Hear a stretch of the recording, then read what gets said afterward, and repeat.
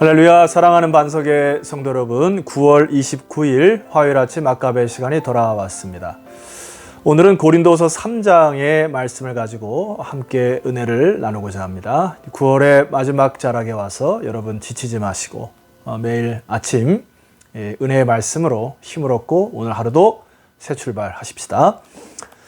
자, 오늘은 좀 오해라고 하는 단어를 좀 생각해 보고자 합니다. 우리가 인간관계에서 많은 오해가 있어서 이것이 우리를 참 힘들게 하고 피곤해 하기도 합니다. 그러나 그것은 사실을 발견하거나 또 세월이 지나면 다 풀어지려면 별일이 아닌 경우가 많아요.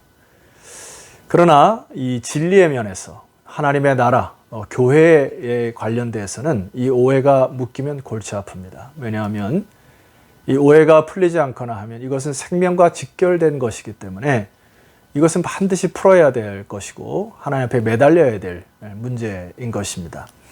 고린도 교회 안에도 그러한 소지가 있었죠.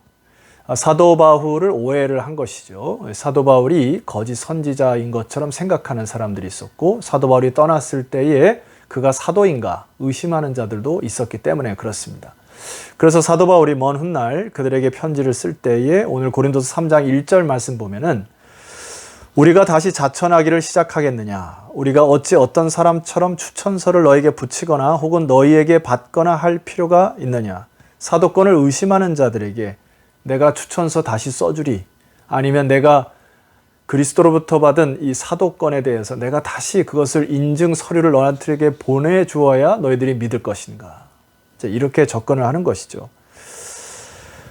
이 고린도 교회의 문제점이 그 외부적으로 그 거짓 선지자들이 나타난 거, 또 이단들이 이제 득세를 했는데 이것을 너무 쉽게 받아들인 것이 문제가 된 것입니다. 자, 고린도서 11장 19절로 가보시죠. 너희는 지혜로운 자로서 어리석은 자들을 기쁘게 용납하는구나. 용납을 너무 쉽게 했다는 것입니다. 20절, 누가 너희를 종으로 삼거나 잡아먹거나 빼앗거나 스스로 높이거나 뺨을 칠지라도 너희가 용납하는도다. 그 아무런 생각 없이 그리고 어떤 검증이 없이 그런 것들을 마구 무분별하게 받아들였기 때문에 사도 바울이 이 부분을 꽉 집어서 절대 너희들이 타협하면 안 된다라고 하는 부분입니다. 이 고린도 교회의 문제는 외부적인 문제가 아니었습니다.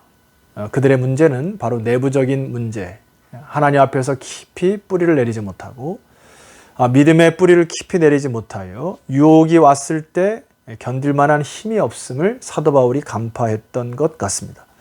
그래서 그들에게 이제 강한 도전을 하는 메시지가 있습니다. 자, 여러분 2절 말씀을 보십시다. 너희는 우리의 편지라, 우리 마음에 썼고 뭇사람이 알고 읽는 바라. 자, 이게 사람을 가지고 편지라고 소개를 하는데 이제 이 말씀이 여러분 어떻게 느껴집니까? 고린도 교회에 복음이 들어왔을 때 여러분 고린디아자인이라고 하는 단어, 이게 헬라어로 음탕한 사람들, 이것이 영어 어원의 근간이 되거든요. 그러니까 고린도 교회 성도들이 너무 음탕하고 음란했던 그런 문화 속에 살아가고 있었단 말입니다. 근데 복음이 들어오고 나서 그들의 삶이 과거에 비하여 온전할 수는 없지만은, 완전할 수는 없지만은 서서히 변하여 지금의 너네들의 변한 모습, 너희들이 바로 복음의 산 증인이라, 너희들이 산 증거라, 너희들이 산 메시지라. 자, 이것이 얼마나 하나님에게 받은 큰 축복인가 하는 겁니다. 그러니까 사도 바울이 뭐라고 얘기하는 거예요? 바로 너희들이 내 사도권의 증인이니라, 이렇게 얘기하는 거예요. 자, 3절에 그 말씀을 부연 설명합니다. 너희는 우리로 말미암아 나타난 그리스도의 편지니 이는 먹으로 쓴 것이 아니요 오직 살아계신 하나님의 영으로 쓴 것이며 또 돌판에 쓴 것이 아니요 오직 육의 마음판에 쓴 것이니라. 편지기는 편지인데 잉크로 쓴 것이 아니고 하나님의 영이 직접 쓰셔서 너희들의 마음판에 새기셔서 너희들을 변화시키고 너희들을 성숙시키시는 놀라운 하나님의 영에 의하여 된 것이니 바로 이것이 나의 사도권을 증언하는 일이고 너희들이 살아있는 하나님의 편지임을 인식하라는 의미입니다. 여러분, 저와 여러분은 그리스도의 편지 맞습니다. 그것을 인지하십시오. 완전한 것으로 우리가 하나님께 영광 돌리는 것이 아니죠. 자, 사도 바울은 이것에 대한 확신의 말씀이 있습니다. 고린도서 3장 4절. 우리가 그리스도로 말미암아 하나님을 향하여 이 같은 확신이 있으니 우리가 무슨 일이든지 우리에게서 난 것 같이 스스로 만족할 것이 아니니 우리의 만족은 오직 하나님으로부터 나느니라. 내가 전한 복음을 잘 보면은 이것은 우리의 지혜나 우리의 능력으로 된 것이 아님을 너희들이 알 것이다. 여러분, 여기 만족이라고 하는 단어는 헬라어 단어로 다른 단어로 번역할 수가 있는데 그것은 능력이라고 하는 단어입니다. 우리가 잘나서 혹은 내 바울이 잘나서 너희들에게 내 지식을 전한 것이 아니라 하나님의 능력이, 하나님의 영이 나를 감동하여 너희들에게 복음을 전하여 이런 일들이 일어나기 시작했다는 것입니다. 이제 그것을 계속 묵상하라는 거죠. 그래서 사도 바울은 최종적으로 이야기합니다. 6절 말씀 보세요. 그가 또한 우리를 새 언약의 일꾼 되기에 만족하게 하셨으니. 자, 우리를 뭐라고 표현합니까? 새 언약의 일꾼이다. 이게 바로 새 직분이에요. 우리들은 새 언약의 일꾼이라는 것입니다. 자, 그 일꾼됨의 자격은 6절 하반절 보세요. 율법 조문으로 하지 아니하고 오직 영으로 함이니 율법 조문은 죽이는 것이요 영은 살리는 것이니라. 신앙생활을 하다 보면 이 고린도 교회 성도들도 그랬지만은 자꾸 율법 조문이나 구약이나 구전이나 전통이나 관습에 얽매이는 분들이 많아요. 율법으로 따지고 그 율법의 잣대로 다른 사람을 참 피곤하게 했던 경우가 많이 있습니다. 그러나 사도 바울이 오늘 얘기하는 것은 뭡니까? 율법과 조문은 죽이는 것이고 영은 살리는 것이니라. 오늘날도 참 조심해야 될 것은 자기가 하나님의 받은 의, 은혜 혹은 지식, 지혜 이런 것들을 자기의 의로 표현하여 교회 안에서 많은 사람들을 자기의 잣대로 판단하여 옳고 그름을 빛과 어둠을 막 나누는 거 굉장히 조심하셔야 합니다. 사도 바울이 이 새 언약의 일꾼의 직분을 받고서 굉장히 우리들과 함께 나누고자 하는 메시지가 있는데요. 이제 마지막으로 두 가지만 좀 살펴봤으면 좋겠습니다. 고린도서 3장 17절 18절에 보면 돌에 써서 새긴 죽게 하는 율법 조문의 직분도 영광이 있어 이스라엘 자손들은 모세의 얼굴에 없어질 영광 때문에도 그 얼굴을 주목하지 못하였거든. 자, 모세가 율법을 받을 때 그 얼굴이 해같이 빛나 그 얼굴이 가려졌다는 것 여러분 기억하시죠? 그런데 8절 말씀 보세요. 하물며 영의 직분은 더욱 영광이 있지 아니하겠는가. 오늘 우리가 새 언약의 일꾼으로 받은 이 새로운 임무는 하나님께 주신 영광이 풍성하다는 것입니다. 9절 정죄의 직분도 영광이 있은즉 의의 직분은 영광이 더욱 넘치리라. 모세의 얼굴을 쳐다볼 수 없을 정도로 수건을 덮었던 것 너희들 기억하지. 그런데 우리는 새 언약의 일꾼 삼아 주셔서 우리가 그 일꾼을 그 일들을 감당하기 시작할 때 비로소 하나님께서 그 영광을 더욱 넘치게 해주실 것이다. 그러니 고린도 교회 성도와 오늘 서울 반석교회 성도들에게 무엇이라 권면하는 겁니까?